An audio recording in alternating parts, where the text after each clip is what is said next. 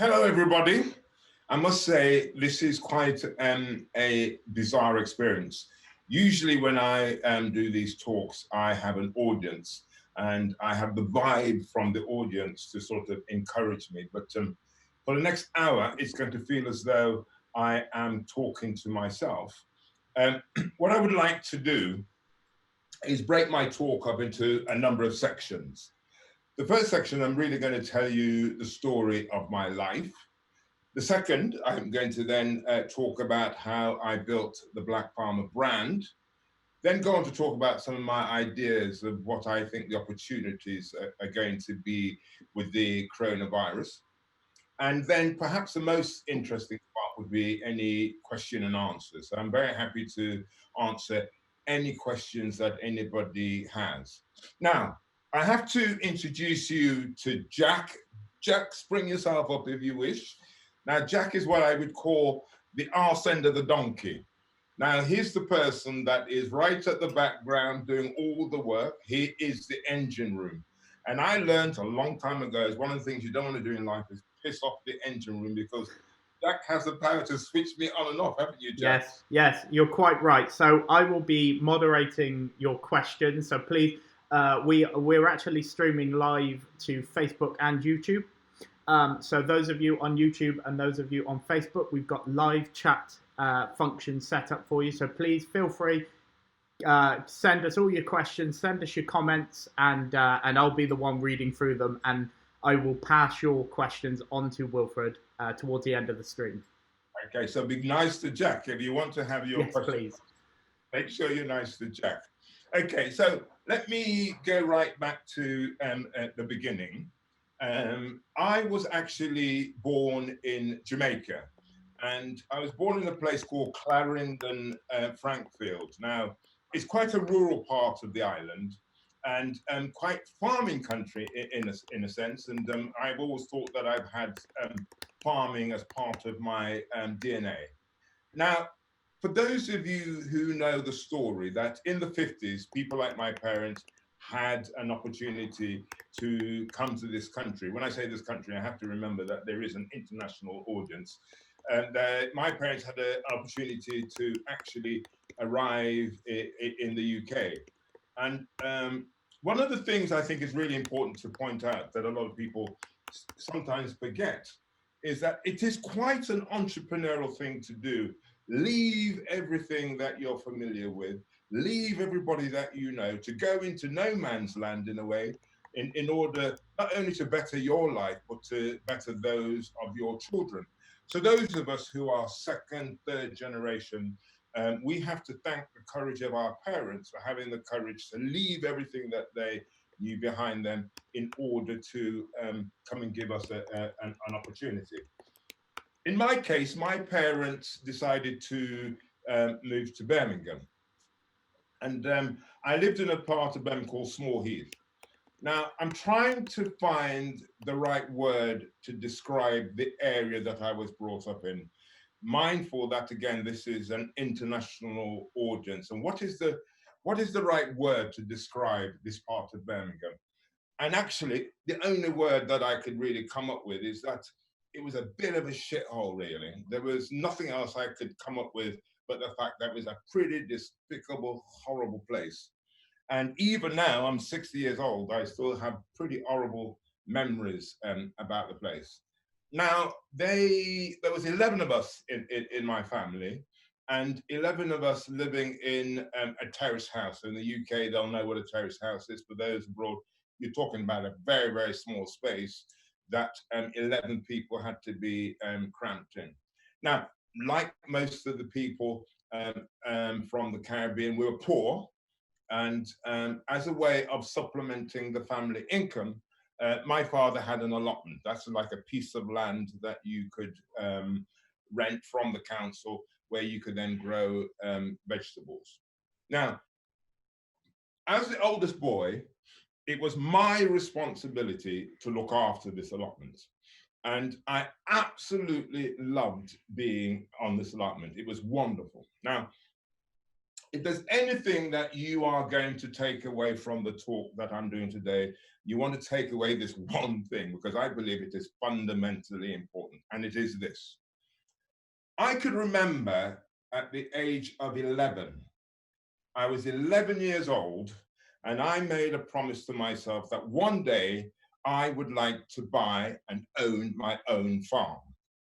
Now you think that is a crazy dream for an 11-year-old kid to have, but that was my dream.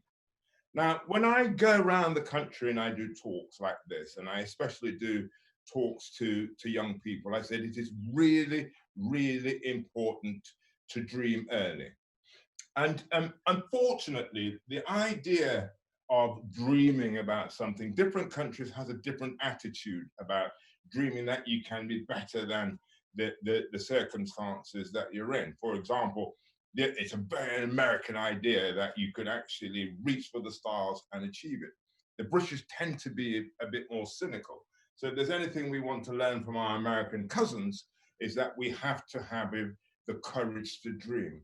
Because actually, if you don't know what lays ahead in the future, the only thing you have to go by is to dream it. By dreaming it, you're creating it in your mind. It's really, really important to have a dream.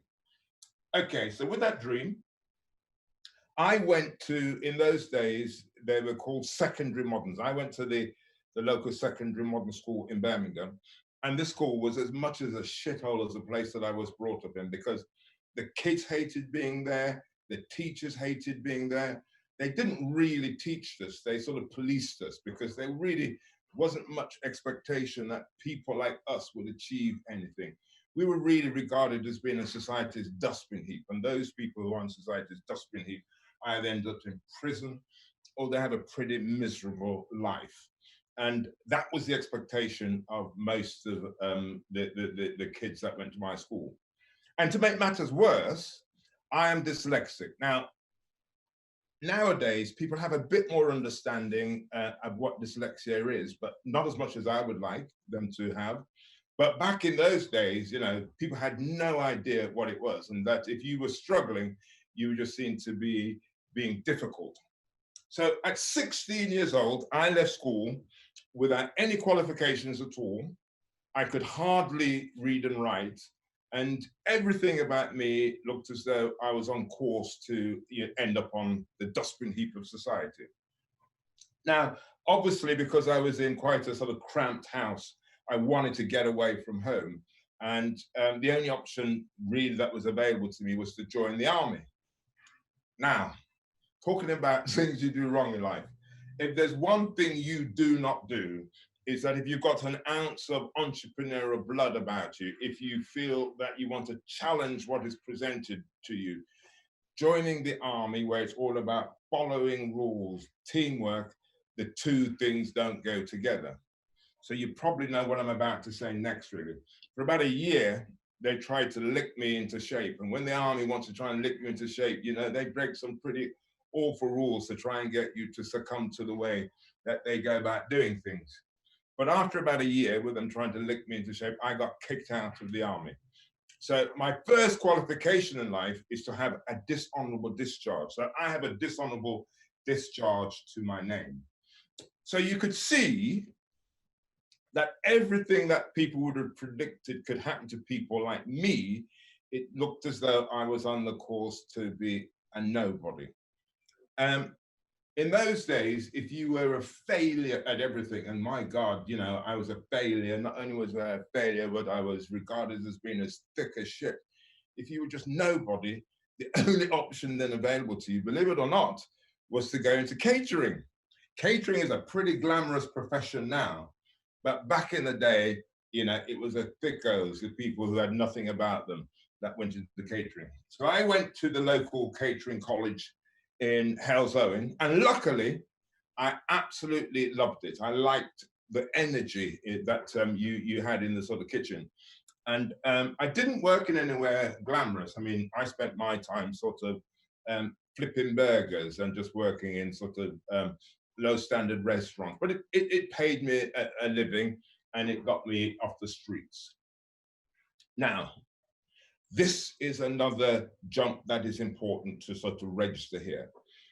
Even though I was earning a living flipping burgers, that dream that I'd promised myself, that dream that one day I would own my farm, was always constantly nagging at me, which would never allow me to settle. And I knew that if I wanted to achieve my dream, the worst thing to do would be to settle to what circumstances that you're in. Now, I've lived my life on two principles. I got to be careful how I do that, actually, because I've realized that if I do it that way, it looks as though I'm telling you all to bugger up. But two principles. And the first principle is this, and I believe that anybody who achieves anything in life will have these two things. And it doesn't matter on your background, it doesn't matter on your education, the amount of emphasis that people put in your education, I just think sometimes it's just a total waste of time. It doesn't matter on your education, it doesn't matter on your background, it doesn't matter the color of your skin, it doesn't matter on your gender. You need two things to achieve anything that you want in life, and any successful person will have these two things. Now, the first thing is this: the person will be ruthlessly focused. Now, what do I mean by ruthlessly focused? Ruthlessly focused means that you're able to get rid of the white noise of life. You'd be amazed how much white noise of nothing that people fill their lives with. Things that are irrelevant, things that are a distraction. Now, if you look at a sportsman, they are absolutely focused. If they mean they're going to get up at 4 o'clock in the morning to train, they will get up at 4 o'clock in the morning to train. If their friends are out partying and having a good time and they have to train, they will not party. They will not do things that ordinary people feel they need to do in terms of living their lives. These people will be so focused, they just push aside these things. A lot of people want to be successful. A lot of people want to achieve great things in life, but they're not prepared to pay that ultimate price of focus. So that's the first thing. Now, the second thing actually is more important than the first thing. If you don't have this, don't even think about it. The second thing is that you need to have passion. You have to have passion. And so people say to me, well, what do we mean by passion? Well, passion defies reason. It defies logic. It doesn't depend on data or research or evidence. It's a driving force that helps you get through the hurdles that will be presented to you. And if you don't have passion, you will never, ever achieve the things that you want. If you're going to look at rational reasoning for the reasons why you do things, it's the wrong starting point. You've got to have passion. So that's the two things bloody hell, that's the two things that you need when, if you want to achieve anything that you want in life. So, and in fact, it was my dad who gave me these words of advice, and I've actually carried these words of advice all of my life. So taking his advice, I decided, right, at the time in the UK, the BBC used to do a documentary series called 40 Minutes. They made social documentaries, and I used to love watching those documentaries. So I said, right, to all of my family and friends, I would like to go and work in television as a producer director. So you can imagine they looked at me and thought, this guy is just nuts, basically, because A, he has no education, B, you know, he could hardly sort of read and write. Television is very much the sort of profession for what they call the Oxbridge types, those people who are highly educated. You know, this guy just is off his rocker. But I took my dad's advice and I thought, right, that's what I'm going to do, and nobody's going to stop me doing it. So I did everything that everybody does classically. They send off their CVs to everybody, did that. Send off hundreds and hundreds, everybody that said producer, I sent it off. And as you can imagine, nobody actually replied. I thought, right, I'm not going to stop there. I then would ring them. Nobody would take my calls. And I said, right, I'm not going to stop there. Now, at the time, I was living in Birmingham, and there used to be a place called BBC Pebble Mill. And that trying to get into any media outlet, the security is very tight. And they used to have security guards that used to operate these barriers to let people in and out, let their cars in and out of the offices. So I went to and in those days they were manual, not like now where they're sort of automated. In those days they were sort of manual. So I went up to the security guard and says, look, I'll open the gate for you for nothing, didn't get paid. I'll open the gate for you. And obviously they thought, bloody hell, if some stupid kid wants to do that in the bloody cold, it means they don't have to get up their arse to open these barriers up and down. And they said yes, so they allowed me to do that. And I did that for quite a while. And then having done that, I then got speaking to the cleaners. And so I then got a job cleaning the offices at BBC Pebble. And I did this, you know, these things don't happen overnight. I did this for about 2 years, and then this happened. This is another landmark to my story. And I met a guy, and this guy has been so fundamental to the sort of opportunities that I've had in my life. I still remember this guy's name. His name is Jock Gallagher. I met a guy called Jock Gallagher, and he told me to come to his office. He was a pretty important guy at the BBC at the time. He told me to come into his office, and he talked to me for about an hour. And he said, look, you're not the type of person we employ at the BBC because A, you don't have the education. B, you got a bit of an attitude problem. And he said this. He said, he doesn't know how it's going to work out, but he says he will take a chance with me and give me a 3-month contract as a general runner. And a general runner means you do all the shit jobs that nobody wants to do. Now, that man giving me that break then started off a long career in television. And one of the most important things we need to do in life is find our guardian angels. Find the people who are going to help us on our journey of success. Everything that I've ever achieved in my life, somebody has gone out of their way to make that happen. Somebody has said, I'm going to give that guy a chance. And the key thing in life is spotting those people, and do not let those people pass you by, because you will never, ever achieve the things you want on your own. It's these people who will help you on your way. It is really important to be able to identify those people. So it's really important to stop and pause here, actually, because, you know, you're talking about a guy from society's shit heap, then suddenly working in the BBC. And so I started as a runner. I then went on to be a researcher. I then went on to be a producer, director. I traveled the world making films about food and drink. Some of these big name celebrity chefs that you know, like Gordon Ramsay, James Martin, all of those people, I gave them their first break in television. And this is a guy who is from society's dustbin heap. Now, the theme of this talk is Jeopardy, the danger of playing it safe.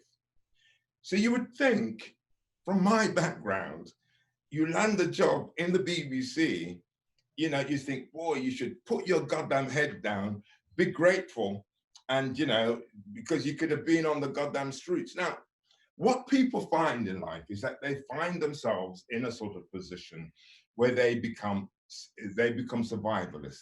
What I call survival mode. They start to live in survival mode.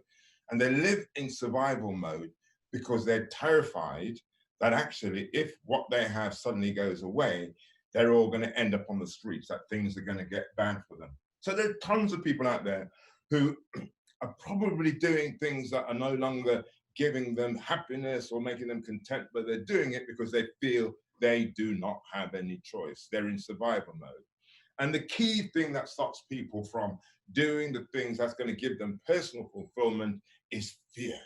And fear is that one thing that stops people from being happy. And part of what one has to do is master that fear. And mastering it is fundamentally just a mind switch.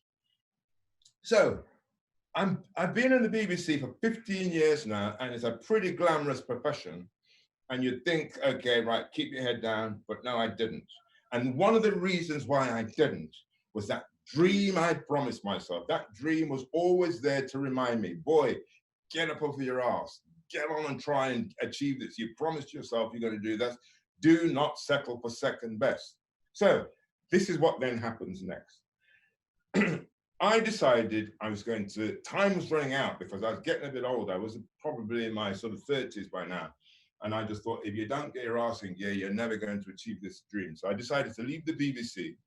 And I left the BBC with enough money to pay the mortgage for 3 months. 3 months. After that, I would have had no money, nothing, no clients, no safety net.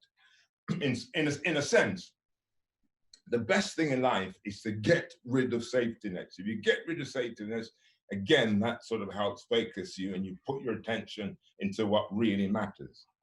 So I then decided, right, I'm going to set up my own food and drink marketing agency because obviously all of my career had been in food.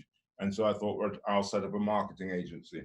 And there's nothing that focuses the mind more than knowing that you're going to have to pay the mortgage in 3 months' time. And this is quite interesting with a lot of people who find themselves furloughs, or a lot of people who are now having to go to building societies to ask them for a 3 months sort of grace. And it's what's going to happen after that sort of 3 months. Now, what I did is that I went out and I started to ask people to trust me to do their marketing. And again, by putting it out there, I'm amazed how many people that I meet who are frightened of voicing what they want, who are frightened of voicing their circumstances, because there is a kindness about human beings, is that if people know that you are prepared to work hard, you're prepared to do what it takes, they will give you a break. And again, I can remember fondly all those people who gave me a break when we were starting the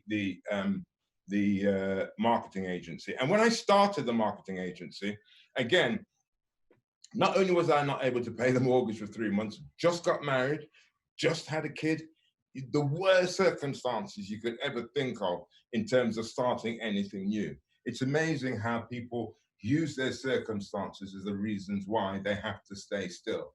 Big mistake. So having started that marketing agency, we were then responsible for launching brands like Lloyd Grocery Sauces. That's a big fuck off brand now. Back in the day, it was a challenger brand. Lloyd Grocery Sauces, Kettle Chips, Plymouth Gin, great challenger brands. And so that actually fitted my personality, that would challenge convention and that wanted to punch above their weight. Now, 15 years running that business, that gave me the money to buy my farm. So the key thing of this message is this, and especially for young people, dream early, because it takes a fucking long time to achieve your dreams.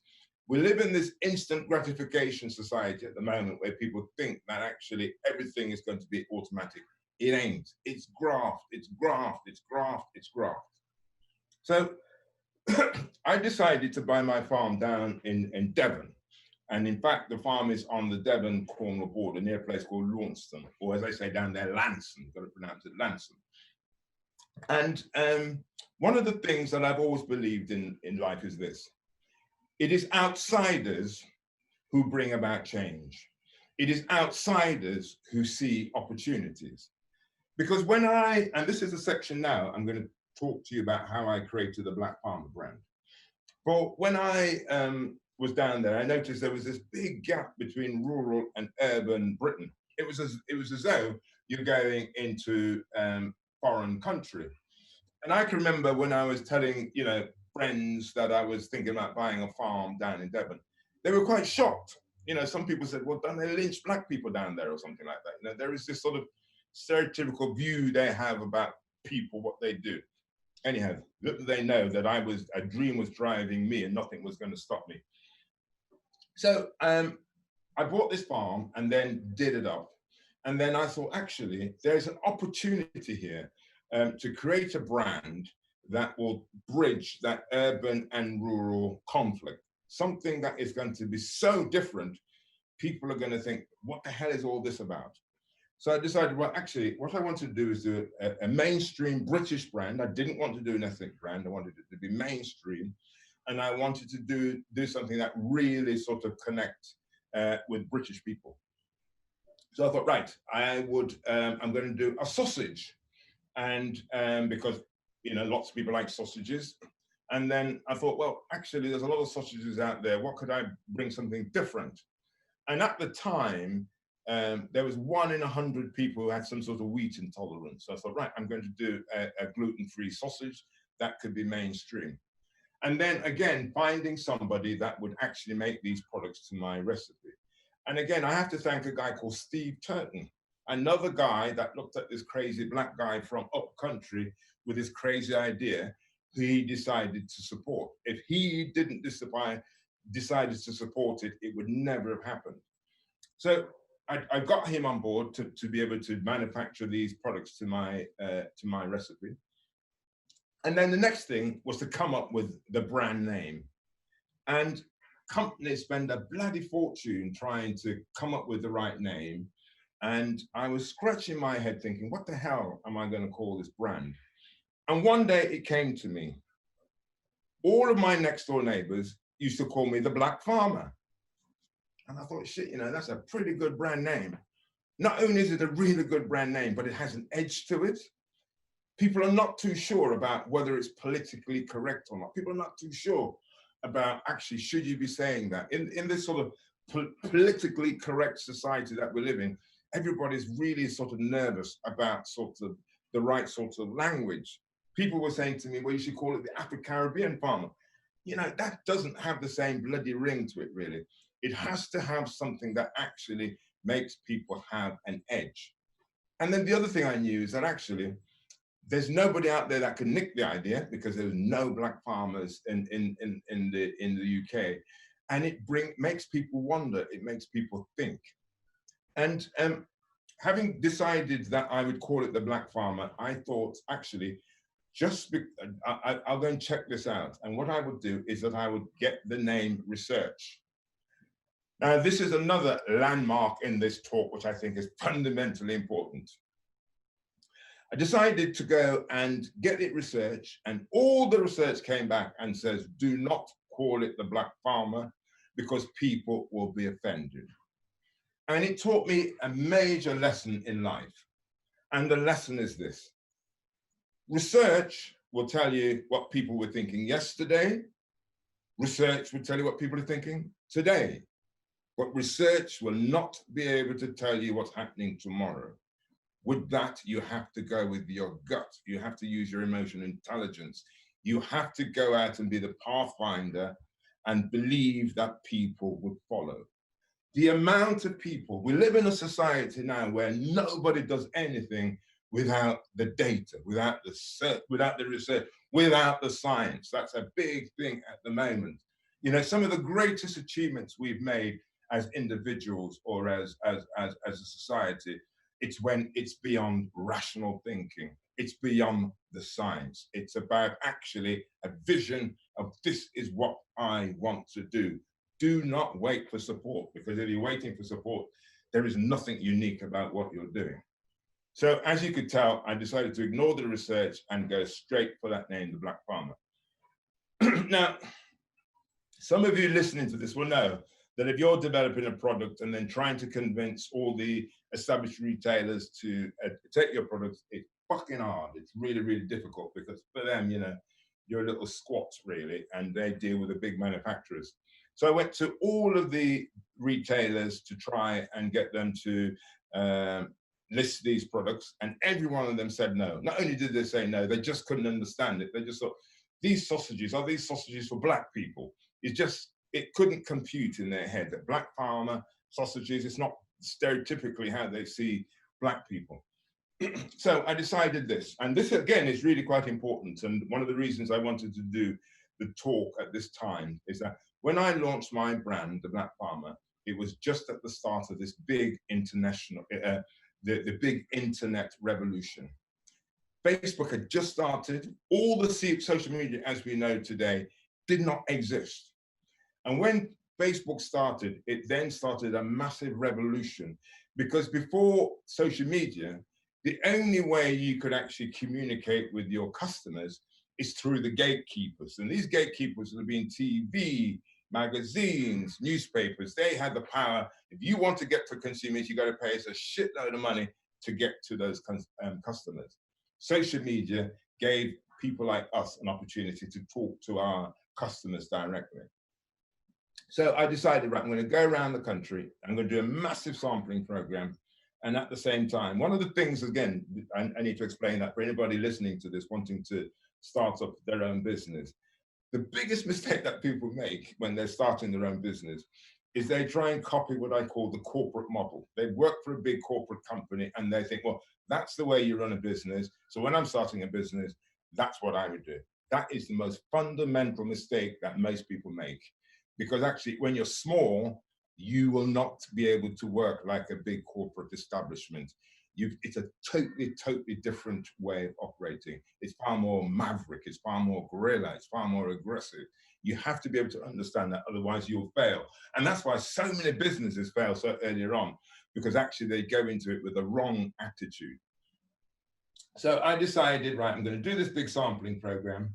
And then I would say to the customers who love the products, if you actually really love this product, at the time I put all of the buyers' names, telephone numbers, addresses on the website, which really pissed them off. And I said to all of my customers, if you really like this product, go onto my website, you'll see the name of the buyer where you actually buy your product from, and say to them, why aren't you listing this product?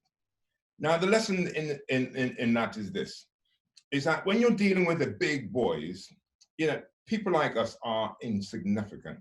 We're irrelevant. And what we need to do is to get the customers. The only people that big corporates fear are their customers. And it's how to get customers on side, how the customers then become your advocates. That is really the most important thing in terms of developing in a brand. And they did it. These people in their hundreds wrote to retailers to say, right, we would like this product to be listed. And as God is my witness, that is how the brand got established, by all of these people who I don't know, who went out of their way to get this product this product listed. So that was the early days. We now do chicken, we do pork, we do eggs, we do a variety of products. And I just want to pause here again. So it's important to go back to the reminder of my starts, you know, boy from the gutter, now established business guy. I meet people and they say to me, which school did you go to? Thinking I went to some very posh private school. But, you know, when I say, oh, no, secular and modern, they start scratching their head, being quite confused. But remember, I'm from the gutter and I'm standing here as a person who's come from the gutter.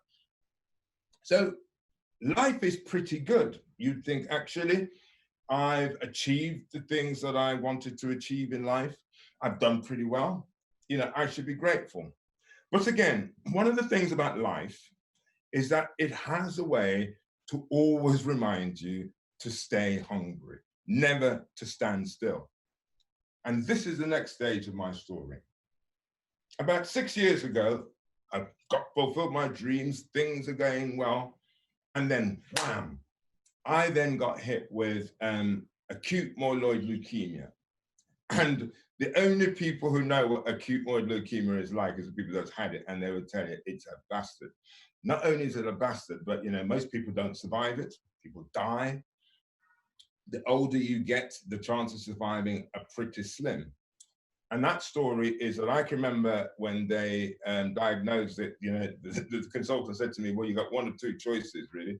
We either send you home with some tablets and you'll die within 3 months, or we could do a stem cell transplant, and the chances of you surviving a stem cell transplant are pretty slim. And if you do survive it, then you're going to have a lifetime of things to sort of manage. If you look at my skin, for example, one of the reasons why it is the way it is because it's something called graft versus host disease, and that came from the stem cell transplant. It was a massive roller coaster, that journey, because at the time, because I had 11 brothers and sisters, they said, oh, you'll find a match easily. Not one of them was a match. They then went and explored internationally for a match. And because there's a real difficulty of ethnic minorities actually putting themselves on the register, that was the match.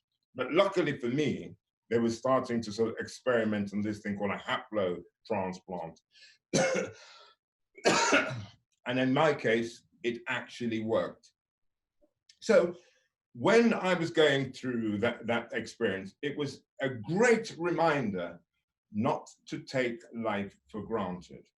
And as we sit here with this coronavirus crisis, that is like the big wham to society about the opportunity to pause, the opportunity to reflect. And then it's what we do with this opportunity that the universe has given us, this opportunity to reflect and pause and say, actually, this is now the time to work out what is it that's going to make us happy, what is going to make our life fulfilled, rather than to be in this bloody rat race that most people have found themselves in, this bloody sort of spinning wheel. And so one of the things that I did when I was in hospital, I decided I was going to write a book and to sort of talk about my story, and also, you know, to give people some of my ideas about actually how we could actually embrace uncertainty. We in the West are terrified of uncertainty. We in the West are actually constantly being bombarded with images of fear. Just switch on the news, just look at the movies. It's all about Jeopardy, and Jeopardy is all about making people scared. And part of what we need to try and do is get that mindset where we can actually switch it and not let fear and uncertainty control our actions. And that if we could understand that, all too often, people blame circumstances, things outside of self, for the reason why things are happening to them. It's nothing to do with things outside of yourself. It's to do with you. And that is the most painful thing, because we live in a society where we want to always blame other people, blame the government, blame somebody. It ain't. It's our attitude towards things. So that is my story. I'm going to stop here now, and hopefully, Jack, there's some questions that have that's come in. Yeah, well, you've opened the floodgates.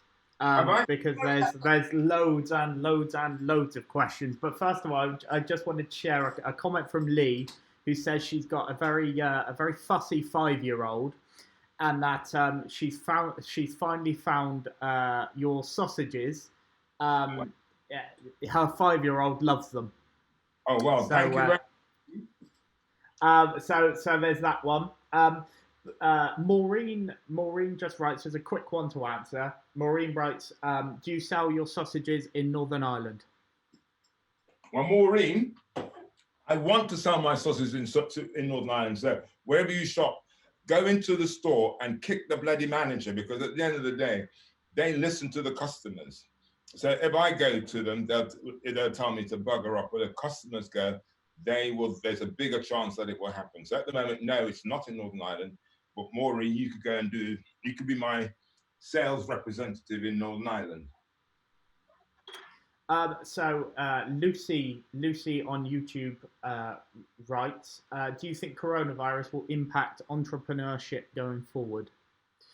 I think if you're entrepreneurial, this is the best thing that could happen. It seems a bizarre thing to say, but it is the best thing to, and I'll tell you why. At the moment, everybody's talking about, things returning to normal. Things will never, ever return to normal. And for the people who recognize that, they have an advantage to everybody just wants to go back to the way that things were. And then also, it's about trying to understand what will be the new mindset. What I believe the new mindset will be of the future is localization. For years, we've been talking about the death of the high streets. We've been talking about how small businesses have struggled. I believe that everything is now set out where actually this experiment of people working from home means a lot more people are going to be working from home. So therefore, they'll be able to frequent their local high streets. That we now have things like going and doing your shopping in a supermarket. One of the things I think people need to be able to envisage is what the future is going to be like in 10 years' time. And one of my visions is that supermarkets as we know them will not exist because they don't make sense. What is the sense in sort of spending hours to go to a place, to bloody shop? You got to pick them up, take them out. It's using a lot of time. And if there's something that can come about that you don't have to do that, then you could use that time doing something else. And I think the explosion that we've seen with home delivery, click and collect, that's just going to get bigger. So retailers will become places where you go and collect your goods. And then there'll be a need for small and niche artisan places, which then means people have pleasure when they go out and do shopping. Whereas at the moment, shopping is a chore. And I think if you're an entrepreneur and you're looking for ideas, I would focus on that. Everybody's going to be into community, localization, small. Small is the new big.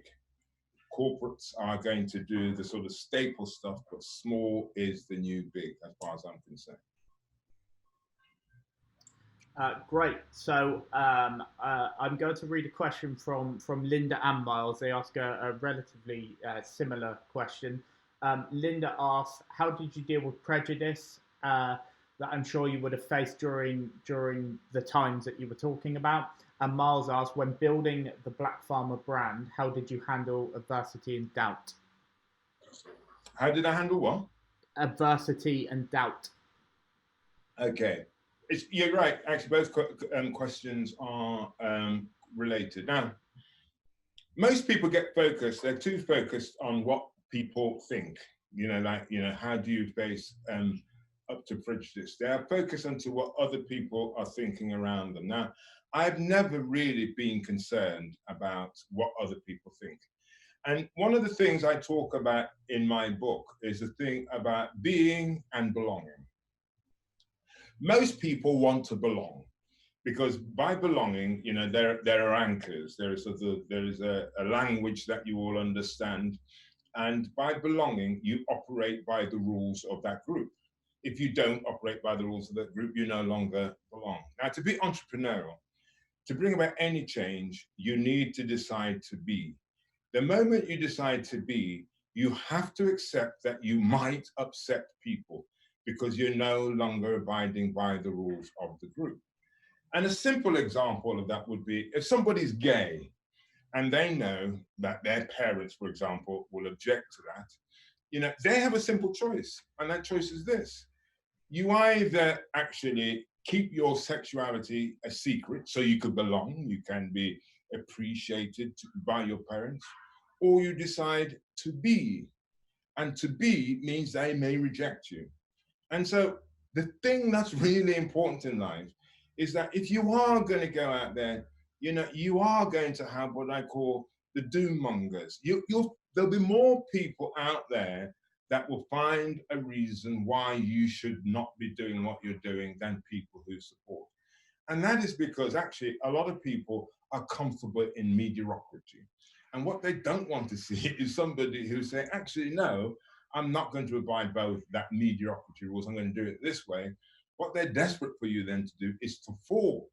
Now, if you don't fall and you succeed, they then celebrate you. But until you actually succeed, they're all desperate for you to fall. So I would say to anybody, don't get caught up with what people are thinking, because the reality is that most people are going to think you're a dickhead, that you're totally off your rocker, that you don't belong. And so if you get caught up in that, you're then going to be actually focusing your energies on a negative rather than going forward. So if you're an entrepreneurial, if you're a pathfinder, don't expect support. You're on your own. It's as simple as that. Great. I think I'm with everybody in the chat that you're coming up with some really good answers. I do have somebody who's just been so active on the chat called Mama's Red Web. She asked, did you have any investment in the farm, and did you have a business plan? Oh, this is a good part of my story. Now, the other thing, especially when you're starting off, is be careful of the goddamn money men. Be careful of the goddamn money men. People are conned by watching these bloody programs like The Apprentice and Dragon's Den, where people are, they're so grateful and they think that because they got a dragon on side and they give up 40% of their business, that is fundamentally a mistake. And I tell you why. When I first started the business, I knew there was a point in my business when it was so stressful and running out of money that I went to get investment. And, I did a pretty good job, and I got the investment, and I was just about to sign the deal. And I was having a friendly chat with a potential investor, and I said, "Oh, this is what I want to do, and this is what I do." And he goes, "Oh, no, no, no, no, no. This is we don't think that's right, And I thought, "Oh, whoa, this is not going to work." So I then made a promise to myself. I don't give a shit whether I was going to have to beg, crawl the streets. There was no way that was ever going to give anybody any investment into my company. Because actually, the moment that you have other people into your company that then doesn't have the same desires, the same dreams as you do, all they're interested in is getting their money back. I'm interested in creating something much, much bigger. I'm not motivated by money. It doesn't motivate me at all. What I'm motivated by is bringing about change, is to make people think differently. So, sometimes I would mortgage everything up to the hills, everything, so I could have my sort of freedom. Because the moment these money men get involved, your freedom is gone. Anything else, Ed? I've had two messages from Catherine. One really brilliant question, but Catherine has just said she's in the process of reading your book that was sent out on Monday. She's really enjoying it right now, so maybe it's time for a shameless plug. But also following that, she asks, how has social media, how important has social media been in developing and building the brand? Social media is absolutely vital. It is absolutely vital. I was talking about gatekeepers before. In the past, it was magazines, TV, and newspapers. The new gatekeepers are the Facebooks, the social media giants. But we're going to need them. And I would say even I have not got delved into as much as the social media as I should do. But that is now going to be even more part of the future. Because again, if you think about what this coronavirus has demonstrated, is that people need to connect. And if you cannot actually meet up with each other, social media has become a great vehicle to meet up. So it is really, really, really important. And one of the things I say about marketing is this. Marketing is a bit like managing a relationship. Now, a lot of people make the mistake when they're doing their social media is they're just advertising their products. People don't want to see that you're 50% off or your half price. That's a transaction. Marketing is about creating a relationship, and a relationship is the things that you do which surprises people, that gives people a sort of a spice of your life. It's something more personal. And for those of you who understand marketing terminology, there are two types of marketing. There is what they call above the line, and above the line is money you pay for it. So advertising is classic above the line. You pay X, and then what happens is advertising agency says by you paying X, you're going to have so many people seeing your ads. Below the line are things like PR, social media, things that do not cost you money. Now, marketing directors, marketing managers love above the line because it's measurable. They can measure it, so they say we spent X amount, these people saw it, and therefore, they see that as success. Below the line is not measurable. It's a bit like me doing this webinar. I don't know how many people are out there watching it and things like that. Below the line is about having the faith to just put it out there and seeing what happens. It's far more difficult to do below the line, but if you do below the line, it's more powerful. Because an example of that is that if you saw a film and you then recommended it to your friend, it's more likely that that friend will watch it because you gave that recommendation rather than you saw a trailer, an advert of it. So I'm a massive advocate of social media, massive advocate of below the line, word of mouth. People going out and being your disciples, people going out and preaching your message.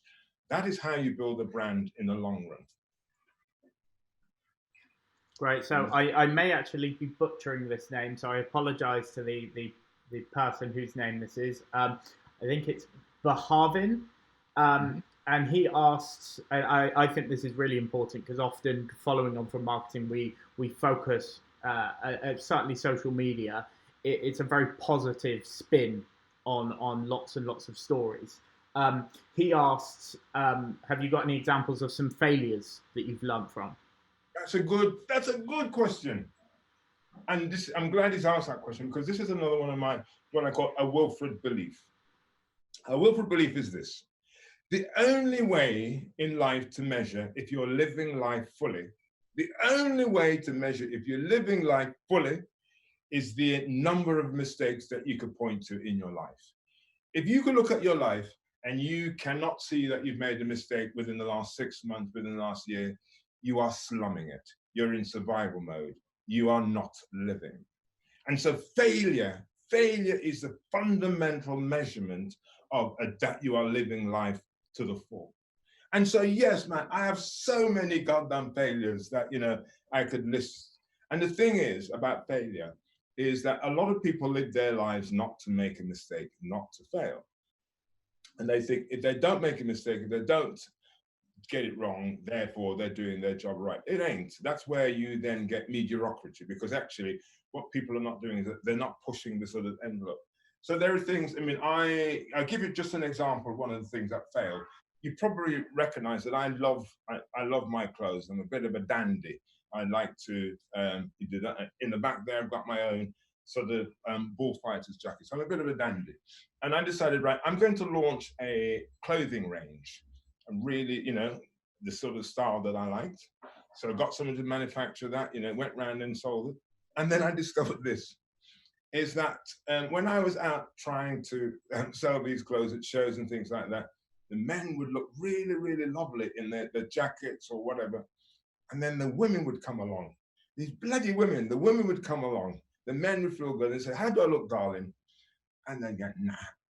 And they wouldn't buy it. And so the greatest lesson that I learned is that women have so much control over what their men wear.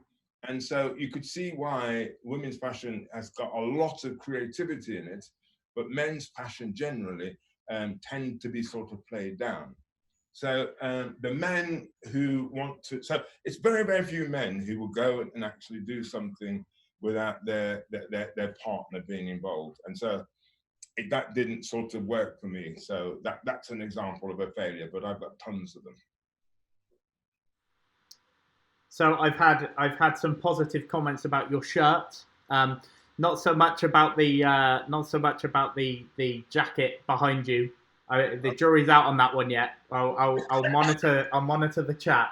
I think there was certainly a very good question that came in, which was regard you mentioned something about you being the only black farmer. Well, Andrew picks up on that and asks, why do you believe there are not more black farmers or even farm workers or associated industries such as black agricultural engineers in the UK? Okay, so I think the reason for that is historical, because as I said, the irony is that a lot of people from the Caribbean came from rural communities. But what happened is that when they were invited to come over to the UK, they went to where the work was. And the work would have been in places like London, Birmingham, Manchester, whether that's working for the NHS, working for the underground on the buses. So they went to where the work was. And then what they did is they created havens, because we have to remember at the time, with the hostility towards people from migrant communities, a massive amount of hostility. So you went where you were safe. And so therefore, what has happened is that, I am second generation, and the third generation have then grown up in those sort of areas, and the opportunities they look for are within what I call the urban setting. But I believe it is the responsibility of us, the second and third generation, to branch out into these new areas where they don't have people of color. And by branching it out, they'll be bringing something different. One of the things that I would love to talk about at another time is actually the farming industry needs innovation. And one of the best ways to get innovation is people from urban settings to come and feel they could actually connect with rural Britain and make it prosperous, because I really believe they need innovation. So there's some big changes that's going on at the moment that may make that happen. But that's another thing that I think people should be looking at, is actually getting into rural Britain and bring some new, fresh ideas there. So I have had confirmation from Stella. She says the jacket is a Bobby Dazzler. Is that a positive or a negative, or what? Is that a good thing? I'm guessing it's a positive. Good. So just a fun question. Have you taken up any hobbies during lockdown? And that came from Lucy. Oh yeah, man. I tell you, one of the things about sort of being in lockdown, and in a sense, what I should also explain is that I am one of the 1.4 or 1.8 shielded number, because if I am contacted coronavirus, it would be like a death sentence to somebody like me, because when I went through the stem cell transplant, and then what it does to your lungs and everything like that. So obviously I'll do everything I possibly can to avoid catching COVID. So it's meant that I've had to be shielded, and therefore I've then had to sort of occupy my mind. Now, what I think, again, is back to what I was saying earlier on. This is a moment for people to pause, to reflect, to think about actually things they would like to do, actually things that they've never done, that this is now the opportunity for them to start sort of exploring it. So the sort of things I've started doing, well, I can't get any bloody flour, so everybody's doing exactly the same thing as me, sort of making cakes, making breads, making soaps, making candles. I just love making things with my hands. So those are the things that I've personally been doing. And then coming up with ideas, really. That's the thing I like doing, is coming up with lots of different ideas. I've also got a question from Gracie. She asks, what's one piece of advice you would give to your younger self? That's a really good question. What's the piece of advice I'd give to my younger self? The biggest piece of advice I'd give to my younger self is don't be scared. Because what happens is that we go around in life thinking that the biggest mistakes I've made in my life is that thinking other people are better than me, that other people have the answers, that somehow I'm privileged, that they're associating with me. And, you know, if anybody has the courage to go out and do things themselves, you need to understand you are exceptional. You're exceptional. And that the greatest gift you could give anybody is confidence of self. Mediocrity wants to bring you down to their level. And what you must always do is resist that. And so when I look back at the times that I wasted thinking that these people that I admired had all the answers, only to find out actually these buggers are just scrabbling, it just was a massive reflection to me about my lack of self-worth and value. So I didn't really think that much of myself to think that all of these people out there were better than me. And that's advice that I would give, is that everybody is floundering, everybody's struggling, people don't actually always know the answer. So I've got a bit of a double-barreled one here, one from Facebook, one from YouTube. Carrie asks, how did you come up with the visual campaign for the branding? And then there's another one here from Sharon that says, do you need a strong brand identity for people to identify with when setting up a business? One of the things I do at the moment is I run something called a hatchery. And that's where people come to me with ideas. And if I like the people and I like the ideas, I will then support it. Now, the fundamental mistake most people make when they're coming up with a business idea, the idea is outside of themselves.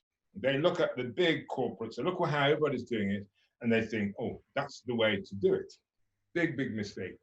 All the great ideas, all the great business ideas come from your own personal experience, something within.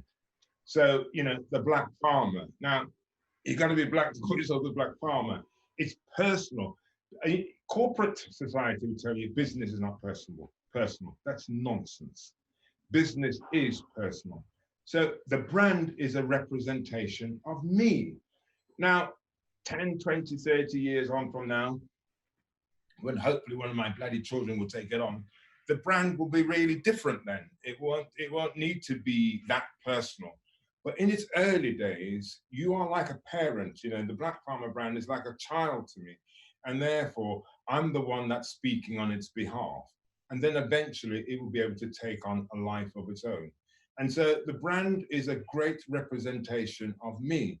So you'll see that I like my sort of flamenco and my Spanish themes and like my colors, and the brand it's out there, it's in your face, it's sort of masculine, all those sort of, that's me.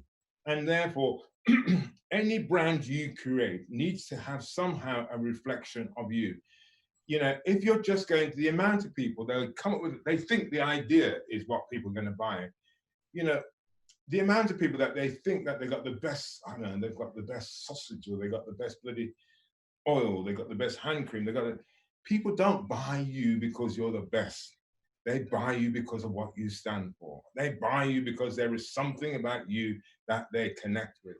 That is the most fundamental rule about business. And I think people tend to forget that. The amount of people I would talk to, and they would tell you how fantastic the product is, which fine, it is a fantastic product, but you know, anybody could say that they're a fantastic product, but not anybody could tell your personal story.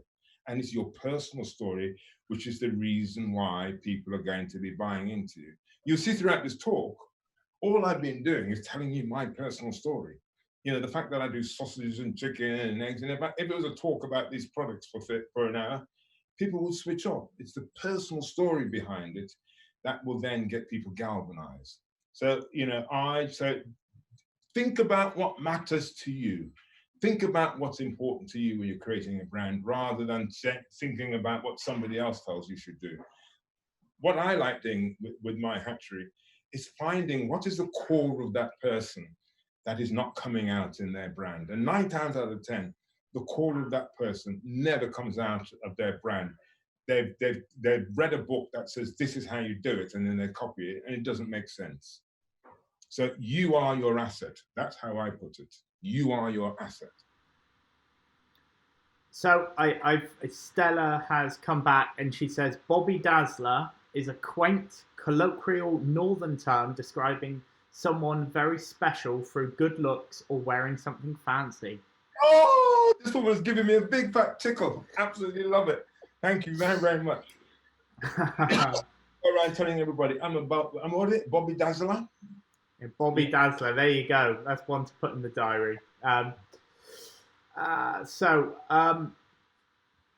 Lucy's wrote, you've achieved some amazing things so far, but is there anything you wish to achieve in the next few years?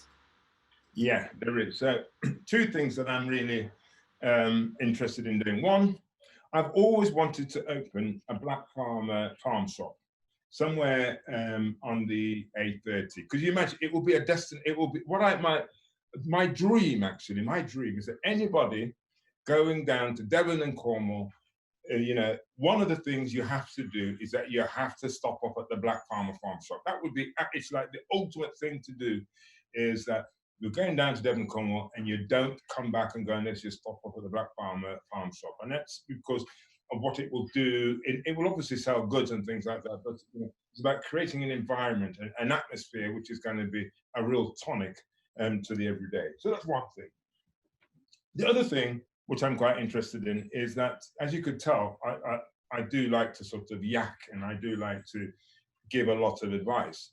And one of the big disadvantages I think that people have in their life, whether that's going into business or whether in their personal lives, is that actually they don't actually get their heads in the right place. One of the things I find fascinating is that people will spend a fortune getting physically fit. You know, getting physically fit is the great mantra of our age. But it's no good being physically fit if you don't put your head through the same regime. If you don't actually do what I call emotional workout, you work out where emotionally you're at. So what is the point being the fittest person if in your head you haven't really got that to a place of contentment and ease and peace? So one of the things that I'm quite passionate about at the moment is to create what I'm calling emotional workouts. And the emotional workouts will be challenging. We'll be questioning why you do things, why you're motivated. And I don't believe that there's opportunities for people to have something like that. And that is something that I'm working on at the moment. And whether that's one-to-one, whether that's seminars, it's all about people coming to me for what I'm calling an emotional workout. And for those people who have had emotional workouts from me, they'll be able to tell you it's a pretty tough workout. But what I hope is that from that workout, they will then learn things about self and hopefully help them to sort of make choices about what they want in their lives rather than feel they have to be in survival mode.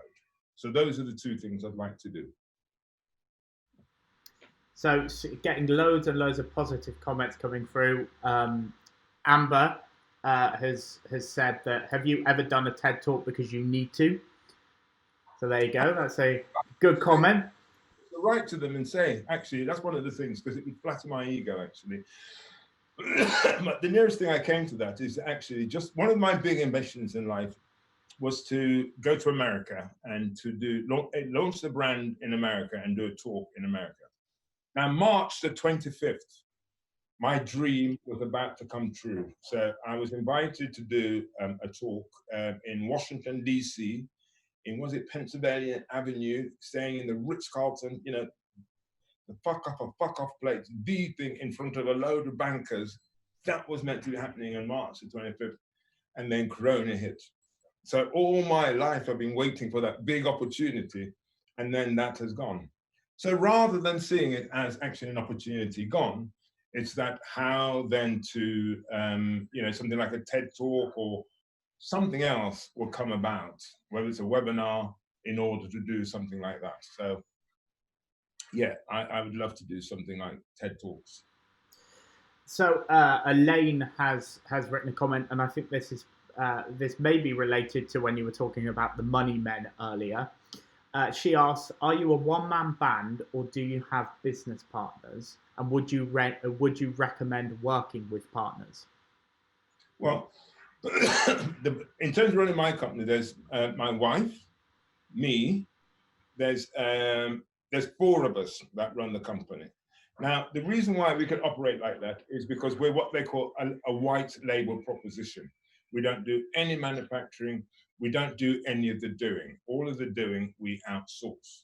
And therefore, what we then have to focus on is that we have to focus on the sales and the marketing element of it. So what I would say this is that, again, the reason why a lot of businesses fail is because it's a bit like how I introduced you, okay? I said, right, you are the arse end of the donkey. Not many people are content with being the arse end of the donkey. They want to be the front end of the donkey. They want to be up there getting all the bloody glory. And if you have 2 people or people wanting to be the front end, you are going to have a problem. And so one of the things that I like to find out in businesses is that actually what is actually at play. Because 9 times out of 10 businesses fail because whether they're in partnership with somebody, there's egos going on and people are not actually satisfied with the actual position that they're in, or to be realistic about what they can do and what they can't do. Some people want to be the front end of the donkey, but they don't have the attributes to be the front end of the donkey. And they're not content with being the arse end. And that tends to be what the big issue is. And the other thing about, I think, which is vital about running a business, is that you need 2 types of people to run a business, 2 types of personalities. And the first is that you've got to, you know, the personalities is either a gentleman or a thug. Now, people don't like dealing with thugs because actually there's no room to maneuver with a thug. They'd rather deal with a gentleman. But it's very difficult for a gentleman then to be a thug Again, when you're actually in business, you got to work out who's the thug and who's the gentleman. You can't do both. And sometimes people really can't get that round their heads, that you've got to have people playing different roles. And the other thing is this, is that everybody in your business has to share the vision. And there's one person that needs to be leading the vision. It doesn't work when it's confused because they're different people with different ideas. It's one, it's one vision. And also, one of the questions that I always say to people is that, well, what is it you want to achieve? Most people get into a business, but they're just doing it, but they have no focus. They don't know what they're wanting to achieve. And to really grill that down, what are you doing this for? What is it you want to achieve? And then it's one of the things I find really interesting is when people use phrases like, well, it's massive, it's huge, massive interest, and then drill down the detail. It's nothing. And so part of what happens is that people convince themselves that something's a bigger or smaller than it actually is. And it's about sort of having somebody who's realistic about actually what's going on, rather than it just something swanning around in your head. So just picking up here on a comment that Martin has said on Facebook, the biggest problem with farming is that too many older farmers don't want to change and just carry on the same as they have for the last 50 years. Do you think that farming as an industry is set for almost the next big innovation? And if so, do you see any particular technology or any particular thing changing that? Well, I think Martin is right. The big problem with our industry, the farming industry at the moment, you're right. It's full of a lot of old people who don't want to change, but that is about to change. And what has happened, the problem is this, is that most farmers, land gets handed down, usually to the eldest son, and that it's about people who've been able to live on what I call some form of state benefit for the last God knows how many years. And so therefore, there is no motivation to do things differently. Whilst you have a ready market, whilst they're not on the front line, you're not going to bring about change. And so in a sense, the growth of the supermarkets, they're basically the front end of the people who produce food. I believe that farmers should have a much stronger relationship with their end users, with the consumers. And then also, I think that once they get rid of the subsidy, when actually it becomes a business, then farmers who hung around for years on the subsidies will have to make some brutal choices. And then also, we need to work out, what do we want to do with farming in the UK? A lot of farmers are doing what I call the big staples. Now, if you could grow wheat in places like Russia and Poland, where they've got vast swathes of land, where it's more efficient to grow those sort of things. Why are we trying to do the things in the UK?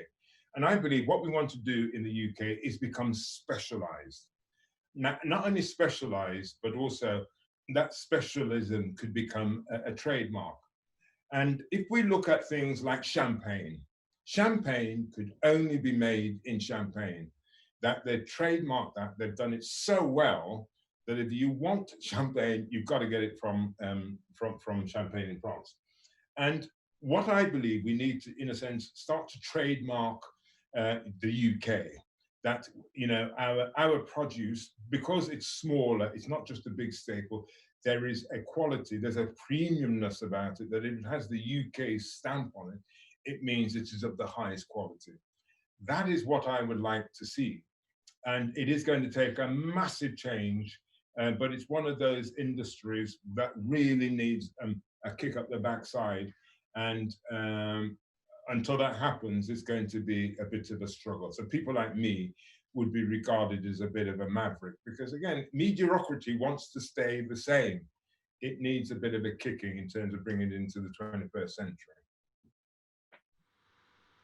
A question from Jacqueline here. She's heard you speak about the idea of being versus belonging. and she has asked, how do you fight the urge to belong and charter a path that sees you succeed in your project? You see, that is the biggest battle that everybody has in life, to belong. It is the most fundamental battle. Because you see, the thing about belonging is that there's false security with that. Because the way that people are brought up is to belong. It is to be part of the team. And the choice you have in life really is that, are you content in having that support structure? The reason it works because it creates a sort of support structure, but it then does not.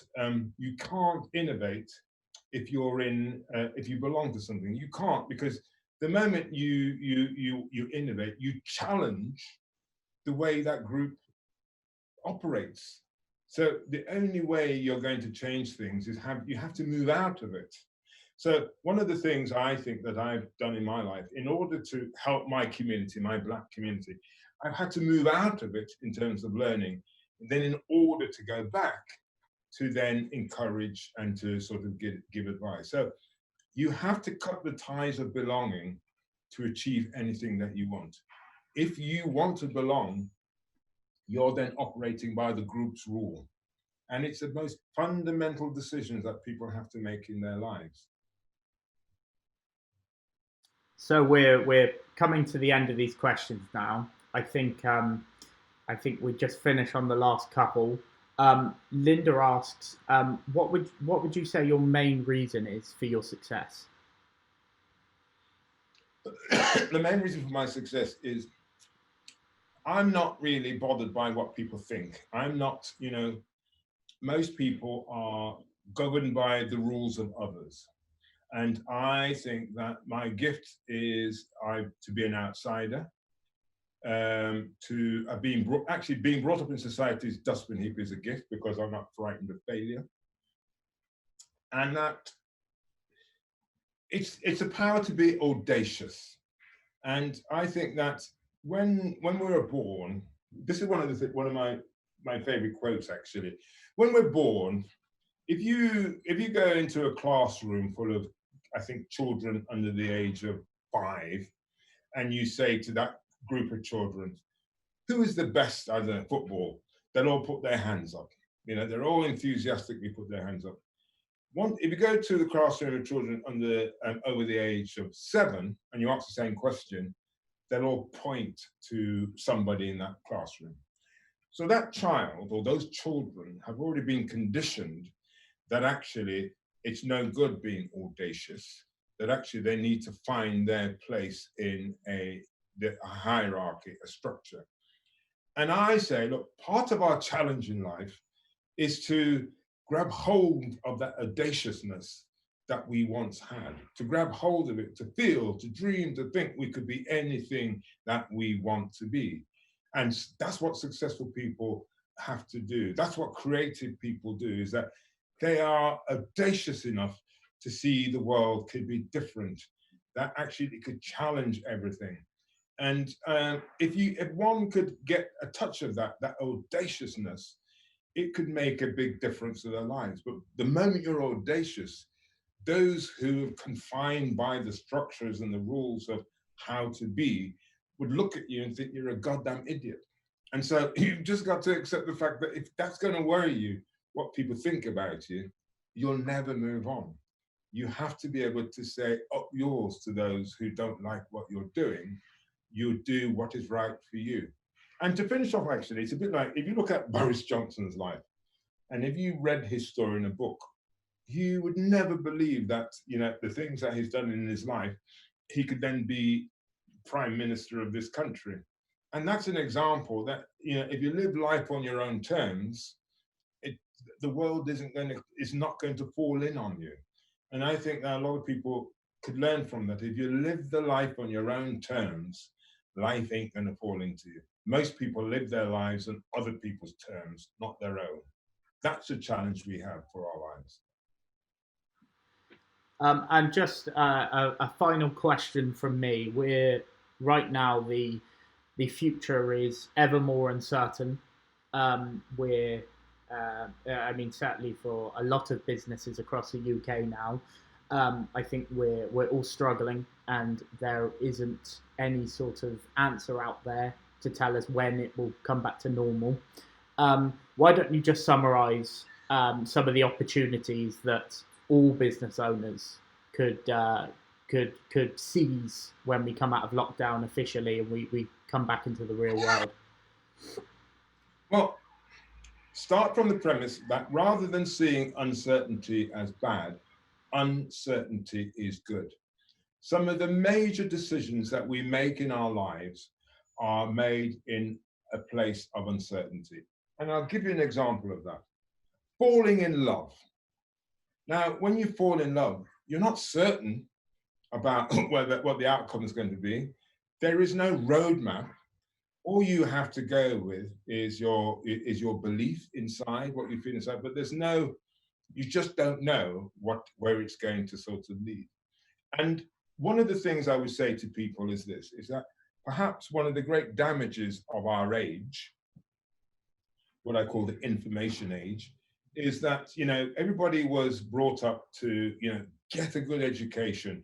If you get a good education, you then get a good job for life, and then you'll be fine.